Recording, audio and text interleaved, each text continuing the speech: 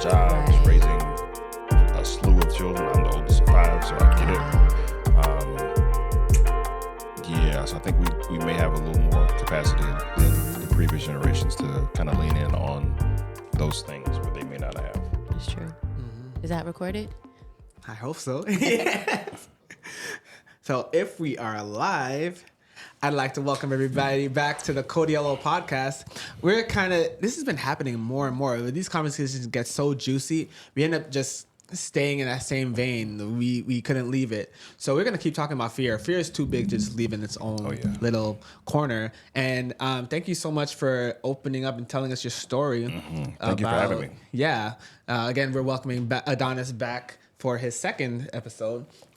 What? Yeah, so don't be scared now. Yeah, so we were touching. We talked a little bit about relational fear, fear in relationships, and then we off camera we started talking about how we can kind of imprint fear onto people coming after us, like our children or like younger people. So let's kind of touch that a little bit. So you were telling us about how you've observed that fear is like something that's taught. Jasmine. Yes. Yeah. So like in parenting, and I can actually speak to this very practically, I'm very cautious. I'm actually risk adverse. And I tend to take very, I guess you could say like calculated risk, and it tends to just not be risky at all. Right. And I realize now a lot of that does come from my childhood. Even now, I'm often cautioned. I know it comes from a place of care when it comes to like my family. I'm like, oh, I'm good. I'm an adult. You know, it's all right. I look both ways before crossing the street. But with swimming, I was told that I was not allowed to swim in the deep end growing up. And I actually did know how to swim because I went to play camps where you had to take a swim test every time. But I started avoiding, I wouldn't even take the test. I would just say, oh, I'm fine, give me the band for this area. And it wasn't the deep end. So much so, though, and my friends would say, oh, come on. I never got on a diving board or anything. When I finally did, it was an overrated experience because I missed out on doing it with my friends and doing all the things. So we would go to all these different pools, and my friends would say, just come on, they're not here. They're not going to see you, and you passed the swim test. And I was like, no, I'm not allowed to. I grew up then becoming afraid of the deep end. Even now as an adult, I know how to swim. And even if it's I've been in clear waters, there's a fear of deep water to me. Mm-hmm. I don't want that water to be over me and just seeing it. It's just my mind just goes to a different place. And that came from them saying you cannot go to the deep end. They had a fear of me going to the deep end. That's where it actually came from, even though I knew how to swim. So now that I am a parent, I want to be very careful. Here we are being cautious, but in a good way, that I've even prayed about, Lord, prepare me for the brave, courageous, risk-taking, daughter that I have and children that I have. And I say that to say there are going to be things that I believe our children are going to want to do that I may not would have ever done or might seem risky to me. Yeah. Mm-hmm. And it may be something fun. I don't like roller coasters. Mm-hmm. I was afraid of roller coasters for many years. Finally went on one. Again, overrated experience. That's my opinion. Circle back on that. But I know, but I don't, but it goes down to I don't like it doesn't feel fun. It's not enjoyable to physiologically to what my body is experiencing on a roller coaster. So anywho, but I might have a daughter who loves roller coasters. And if that's an experience she wants to have, I don't want to project my fear and dislike for roller coasters on her. She may love them. And so I want to be equipped to be able to support our children in areas that may be fearful to me. And I was just talking with our friend off camera about how with children, over cautioning them can teach them fear because they're looking to their parents as a stimulus for how to respond to different situations. So if they're playing on the playground and the first thing we say when they get on the monkey bars is, oh, be careful.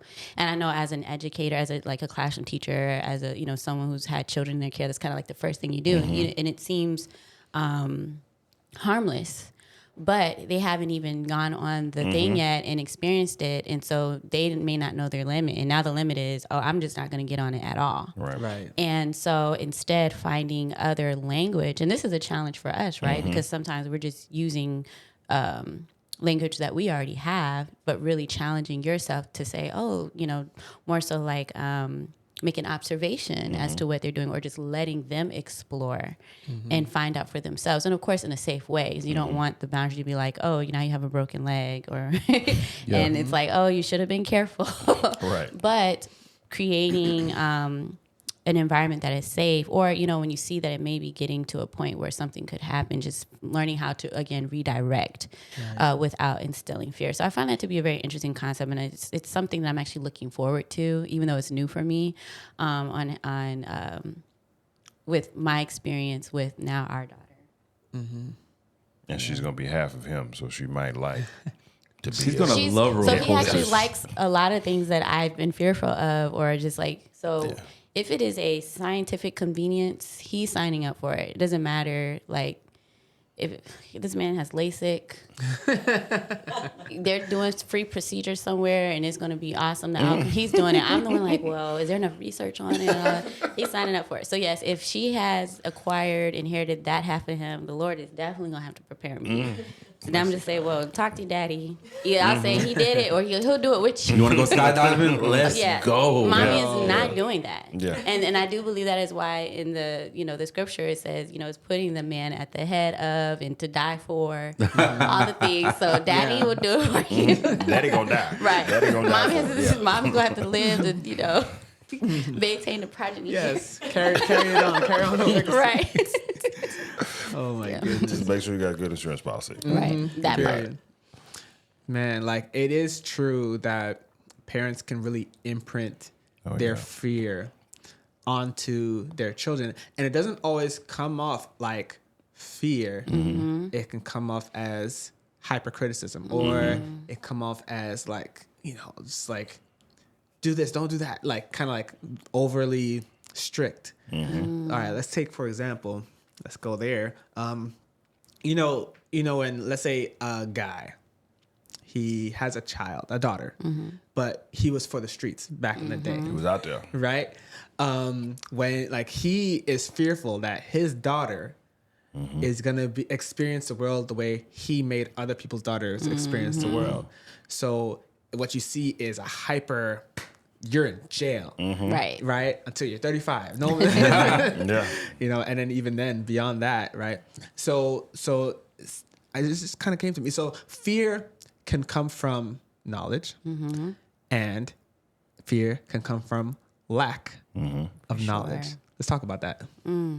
Yeah, I think so many people. I mean, again, I'm like our social media pundit. Because I'm always going to give y'all a social media.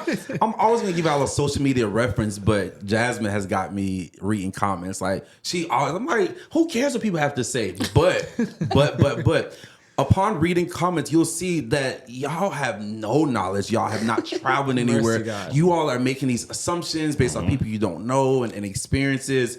And I just some grass, please. I can't with that. I really can't with that. So there's a lot of lack of knowledge going on. But if you have a title or a lot of money or a celebrity, you have like the loudest microphone. Like, why are we like that as a society and a culture? Because it's a lot of lack of knowledge. I think that people internalize other people's fears because of confirmation bias. So it's like they're unsure about something. I think this might go some way, and then a single person on some corner of the internet says, "Yeah, it's dangerous because this," and then you're like, "Oh, that's all I needed. Yep. Now I can stay away from this without feeling guilty or without having the drive to actually change my experience." Yeah, I think the challenge that we are running into is there's so many people who have lost the desire to be inquisitive, not necessarily to like try and catch you in something, but like legitimately to understand. Because I think as we grow up, we start to get tempered, whether it's because of our parents or just in school because the teacher doesn't want you to ask questions. Right. Like that wasn't me. I'm asking questions in class. I was the person who was going to ask because I legitimately wanted to get a holistic view of what it is we're talking about, whether it was in math, if it was in science, if it was in politics or whatever that we were talking about in that space. I'd like to know why you believe what you believe, because this is what I believe and this is why I believe it. Right. And I can express that and explain that to you because of my experience. It's always interesting to me when people can't do that. One, two, I legitimately want to get a better understanding of what that is for you from a belief perspective, because now that will allow me to appreciate you more as an individual. Right. Like I had in the college playing sports, you run into so many different people, and one of my roommates was a Muslim. And we've had so many great conversations about just his religion, why he believes what he believes. And a question that we would always pose one another is, would you believe what you believe if you grew up in a household that believes something totally different? Like, would you be a Christian if you grew up in a house that were Muslim? Would you be an atheist if you grew up in a house where there were Christians? Like, and if that's the case, well, what is it? Why aren't we asking those questions or posing those questions legitimately to get an understanding? Is it because we're afraid that we believe, or what we believe isn't necessarily what is right or what can be substantiated based off an argument? Is it because we only follow God because mama and daddy follow God, like we didn't have an experience?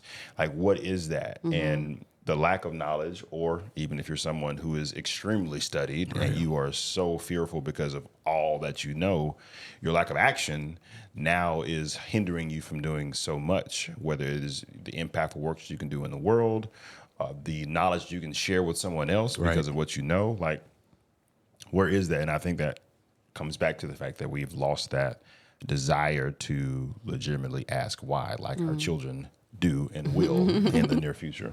Do y'all think that something that just came to me, AD, as you were speaking? I did a presentation not too long ago, and I mentioned something to the effect of people who, I was talking about networking or something like that. You have to be genuinely curious about people and like their experience and their background. Do you all think there's a fear in being curious about other people? Like if you go to a networking event and you see someone, maybe she has on a hijab, and like, is there a fear to like go deeper with people? What do y'all think about that? I think when it comes to networking, I think right back to when I was doing pharmacy conferences when I was a student, because you go to these conferences, you meet all these people, and there's literally so many people you can tap into potentially, and any contact could mean a job, or it could be nothing. It could be just literally nothing. The fear for me was always, okay, do I go deep with this person and miss out on all the other opportunities to interact with somebody else? Or if I try to hit everybody, who am I going to actually get deep with? Who am I actually going to, and then is it going to bear fruit? Because I mean, you have, like, especially in like in the realm of, oh, I'm applying for residencies, I want to get a job.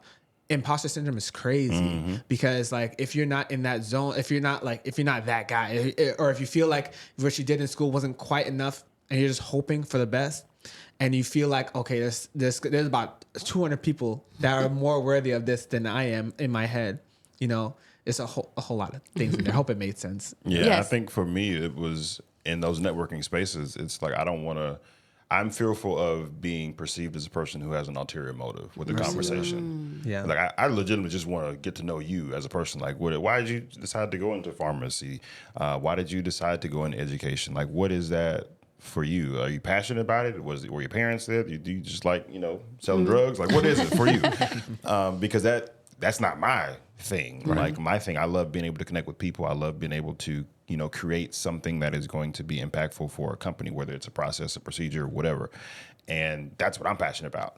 What about you? Right. Like, and I think that so many times in those spaces, we get caught up with people who have ulterior motives, and then they are perceived a certain way. And it's like, okay, I don't want to be put in that bucket. Like, I literally just want to be the person like, oh yeah, that's Adonis. He's a cool dude. Like, he can talk to you about anything. And then people, to your point, I never Adonis, even thought about that ulterior motive. and to your point of ulterior motives, I think people let fear from what happened previously, like someone they did meet with an ulterior motive, and it's just like, that's, again, you bringing fear from the past. It's like, bro, this is a different person. You know what I mean? Yeah, that's a whole different experience. Yes. Like, this is a new day. This is a new networking event. Right. It's not even the same company, not even the same group of people. Like, just go in and enjoy it. And again, I can shackle myself into a situation to where I could miss out on speaking to someone who in the future we could collaborate on something, maybe not right now or at the end of this event, but because I'm going into it with a sense of fear or just being overly cautious about how I'm going to be perceived, I'm not truly being my full self. Yeah. I'm not speaking like I would normally speak. I'm not moving. I'm not walking with the same level of confidence in a sense. So in those spaces, having that fear can definitely be a detriment. It can also be, a preservation method as well, because now I'm not running around trying to have conversations with everybody, being burnt out at the end of the day, having all these business cards like, who is this again? Like, oh gosh, I don't even remember this. Like, I don't have to worry about those things, but I can limit myself in that space because I'm worried about that ulterior motive thought process. I have a question for y'all about fear. We spoke about how fear tends to be connected to like previous experience. Do you believe that fear can, like, where does fear come from outside of that? Is it possible? Or do you think that all fear is connected to some, like if you really look at, like say if you have a fear of something, but if you really look at the root of it, it's connected to something else you may be fearful of, or it's still at the root connected to another experience? Do you think you can have a fear of something you've never experienced before? That's basically sure. Jazz is going how. deep. So, okay, I'm going to kind of take... And then is it fear of the unknown, I guess? I was going to say, But fear of the unknown is huge. But if it is something truly unknown, or are you attaching what you think you know of this unknown thing to like something else? So If that to makes me, and I've battled with this for a while, I think fear to me stems from your doubt in either God's ability or the ability that he's given you. You can take that however you want it, and that can go in so many different areas. But at its core, and that belief, you can interchange belief with confidence. Like there is some level of doubt with the ability of the Creator, number one, and number two, the ability that He has given or gifted you. So, if I talk about the fear of the ulterior motives that I may have, like I truly believe that God places me in positions or in situations and areas for a specific reason. I may not know that reason at the present moment. It may not ever be revealed to me, but there is a reason why I'm in that space. And he's ordained that. He's also gifted me with something that has prepared me to be in that space. If I don't have confidence in those two things, then I'm gonna walk into it fearful, 100%. You can use that for relationships. You can use that for, how we're raising our children. Like God has gifted me with this wonderful being that I now have to supervise for the rest of his life. How am I gonna do that? Lean on him and lean on the abilities that he's gifted me with, the experiences that he's gifted me with. So I think at a root, like the root level, it starts there, and then it can branch off into so many different things. But I think it comes back to that. Something I was reminded of is going to be like a little bit of a shift, right? But still to answer your question, so fear can come from an experience, or fear can be cemented by the comfort zone of a certain other experience, right? Okay. So you're comfortable in this lane because you did it, your mom did it, her mom did it, her mom did it, right? And anything outside of that now is outside of the comfort zone. So you haven't experienced the outside because you've been in this lane that your mom's mom is in, right? So take, for example, even in the business world, right? So the comfort zone might make you not afraid of stuff you really should be scared of, right? Because you're used to it. So like, for example, people say striking out on your own and doing a business venture is like really scary and risky and shouldn't, got to be really careful, right? You know what's risky? Depending on a single job, Right. that you can get fired from tomorrow, Right. Right? But everybody feels comfortable with this terrifying thing. Like literally, okay, like you have everything that you are and have is tied to this one job that you can literally lose tomorrow, Right. and we're living paycheck to paycheck, right? like every 2 weeks, you're hoping that thing comes in, but you don't know if your job's gonna blow up. Literally, you don't know if you're gonna have a life-altering injury, and your weak employer insurance is not gonna is gonna bankrupt you. You know, but we're so comfortable. That's very true. With that because of the experience that we've been given, like, or we've been in. You know. Thank you for that entrepreneur rebuke, Jasmine. Did you feel it? Did you feel it, Adonis? It's just like, yeah, you think you're comfortable with your job, but we need ever since we started, this episode, I've been thinking about the Bible verse that says, "Fear not, I'm with you." Entrepreneurship, if that's what you choose, your job, your family, navigating hard times, like, we have to remember, fear not, for I am with you. I don't know what verse it is specifically, but it's in the Bible. It's in the Bible somewhere. Be not dismayed, for I am your God. I will give you strength. What is that? Where is Fear thou, fear thou? Fear thou not, for I am with you. Be not dismayed, for I am your God. I will strengthen you, and I will help you, and I will uphold you with my righteous right hand. I think it's Psalm 41, verse 10. Deuteronomy? Deuteronomy? Yeah. I know this one. Isaiah 41. Isaiah. Oh, You know, you are all right. It's in the Bible. Yeah. I memorized that verse. I just forgot where it came from. Yeah, 41 verse 10, right? Yeah. Isaiah 41. Yeah. Okay. Yeah, and it's a period after that. Fear not, I am with you. Period. Yeah. No comma, no. Right. So Martha and I were out at a lunch with a friend, and this is one of those guys. He's like here and there, like he's always doing something different. Like he like flies by the seat of his pants. But this man, he money moves around him, and he's alive, and I'm grateful for him. But like he's a guy that he always has something great to say about what God can do, right? And my man, he dropped this gem for me. Fearing that saying you can't do something is Antichrist. Wow. Antichrist. Because literally, what does Philippians 4 verse 13 say? I can do all things through Christ who strengthens me. So if you're saying, okay, so of course we're escaping context a little bit now, right? Because Paul says he said some things before. But it's in there. Right. It's in there.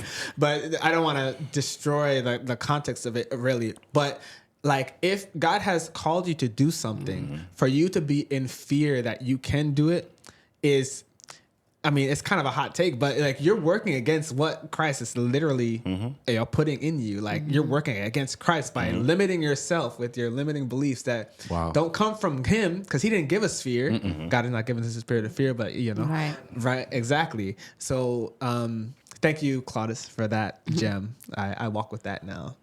Yeah.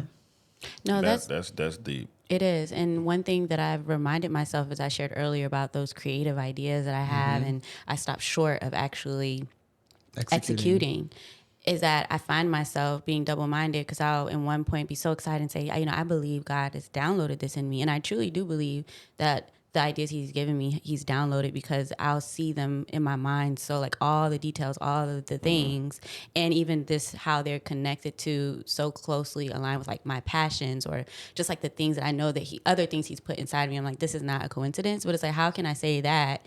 But then my actions are more so demonstrating the I can't attitude. So it's like, okay, but if you believe God has given you these things, then you have to believe that he will see you through them. So you have to put that fear is not of him, because he's giving you the thing. And so that's something that with two things that I have right now, I'm like, this is going to be the difference from anything else that I wanted to do before, is that I'm actually going to execute. Because I'm like, I don't know what's on the other side of that. And I was telling Zav that the very things that I'm saying that I want, or that I believe that I can have from doing these things, and if I don't do it, like it could really literally slip through my hands. But it's just it's that thing where you're so close. Like I can't even describe like the feeling of what it is. And I know like other people who have pursued their creative endeavors or entrepreneurship can like speak to it, but it's almost like you don't even know how to describe it, I guess, maybe until you're on the other side again. And I won't know until I get over there. Yeah, and I think so. One of the things that helped me, and yes, I will share this with anyone who is interested in entrepreneurship, want to strike out on a creative idea. There is a leader. His name is Jamal King. He JT? Yeah, he works out of Chicago. He's a real estate investor, and he is attached to one of my mentors, Eric Thomas. And in one of the sessions that we would have, he candidly speaks about how, fear, talking about fear, how we never know how many people are connected to our obedience. Mercy, Yes. God. And take the creative event or the idea, the concept of business, whatever that is. To me, and it's I don't want to guilt you into this, but this is just the frame of thought that he has given me. If God has given me an idea, a creative thought, a thing, a business, or whatever, and I start it but I don't finish, what if when I get to that great getting up morning, when I have to give an account for what I've done, and also have to give an account for what I don't do or didn't do, one, how many people could have been impacted by my obedience? And then two, how many people were negatively impacted because I was disobedient by not doing that thing that he asked me to do, whether it was start a business, be a better father, like whatever the thing is. Like if there is something that God has put on your heart, a skill set that he has gifted you with, a creative thing that he has clearly lined out, who could benefit from it? Who could be impacted from it? Who could hey, Jazz, just because you did this, I'm able to do blah, blah, blah, blah, blah. And I saw the courage that you had to do this thing. Like that initial step can open up so many doors for so many other people simply because you were obedient. My parents and my in-laws were so scared when Brittany and I first started doing real estate investing. Y'all got that much money? Mind your business, first off. we do okay. But when we talked about how much it was going to cost to renovate the house, when we talked about the potential return that we were going to get, and then when the house didn't sell initially, it was like, okay, y'all, our carrying costs, yes, we do, but we're gonna make it. God gave us this desire, we got it. Same thing when we started our catering business. Like we got this passion, we have this desire. Whatever the thing was for us, when we collectively stepped out and did it, I had her support, she had my support. There was a clear plan, and we knew that the hand of God was on it. We were able to benefit so many other people because we were simply obedient with what he gave us in the season that he gave it to us, and we did exactly what he told us. And fortunately for all of those businesses, we've been successful. We've definitely had some losses, some lessons, and all of those things, but we've been successful because we were able to not only listen and be obedient to the word of God, but we're also able to impact so many other people because of what we did. So that's what I would offer to anyone who is fearful about anything in that space. Like, I got all these ideas. What should I do? Do it. Because if you don't, There's an account. That's to be very made. helpful for me Yeah. because I like to help people. yeah. So the idea that, someone that I should may impact, by doing That you may what never know. Right. Even if it's distantly, even if it's just the doing it was the impact. Catalyst. Right. So thank you so much for that. Thank you, Jamal King. And I don't want to sound too new agey, but I want to encourage each and every person, all of my co-hosts and you watching, just, put God in this. But what you want also wants you. The things that you want, the things that you desire. again. I don't want to be too new agey because I feel like it could go that way. But You about to like, preach, sir. God That's good. Listen, God, I always believe God doesn't give you dreams and ideas and downloads to tempt you or tease you or taunt you. It's like, it's because I have a work for you to do. So what you want wants you too. Oh, come on. And with that, Put that on the shirt. put that on the shirt. Mercy, God. But yeah.